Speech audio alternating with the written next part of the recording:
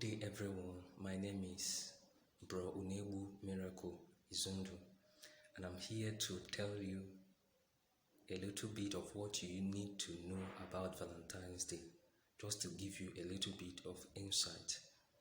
Now, there was this Roman emperor that is oppressive. He doesn't love God. And so he gave a decree. Number one, he said that everyone must worship his God. Number two, he also said that anyone who does not worship his God, that the person will be jailed and sentenced to death. And number three, he also said that none of the young soldiers should marry. Now, there was this valiant Christian for Christ called Valentinus. And so Valentinus, just like Daniel in the Bible, who when the law was passed that nobody should pray, went and opened his windows and began to pray. Valentinus, when he heard that, he decided to stand for Christ and continued preaching and defending Christ. Now, when he did this, he was jailed and sentenced to death. Now, towards his last days in the prison before his sentencing to death, the jailer, that is the prison commander, observed this Valentinus and noticed that he was a learned person, that is someone that is learned, that is educated, and also that he possessed good Christian characteristics. And so he decided to be bringing his blind daughter, called Julia by name, to always come to this Valentinus in a prison for him to teach his daughter good Christian characteristics. That was how it continued. Now, in the last night of Valentinus, before his execution, he left a letter or short note for Julia, the blind daughter of the jailer. And he was admonishing him, encouraging him on everything he has taught him, that he should continue in that way.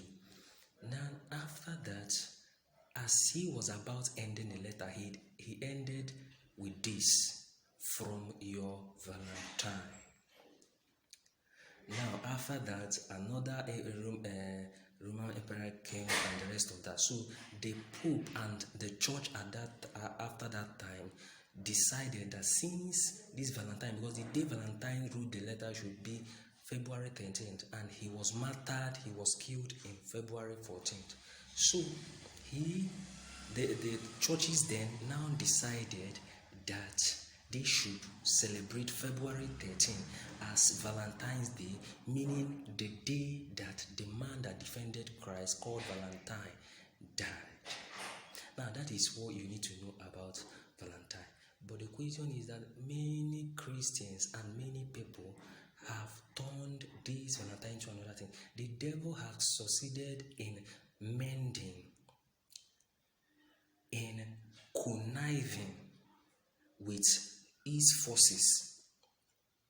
He has decided to coin another meaning out of Valentine. And nowadays, we don't celebrate what that man did. What is being celebrated is love. Now, this story is not coming from the Bible. It was not a command that we should celebrate Valentine from the Bible. But the truth is that it is not a sin to celebrate someone that died for Christ. But the problem I have is that many people have turned it into a day of celebration of love.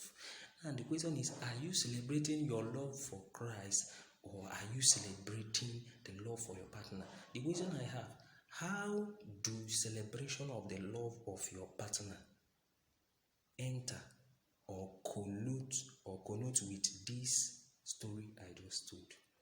You see that in this day, many people have turned it into a day of sexual immorality. Many people have lost their destiny. Many people have lost their future. Many people have desecrated their altar. Many people have killed the fire of God in them. Many people have lost their virginity on this day. Many people have contacted STDs, HIV, and the rest of that on this day.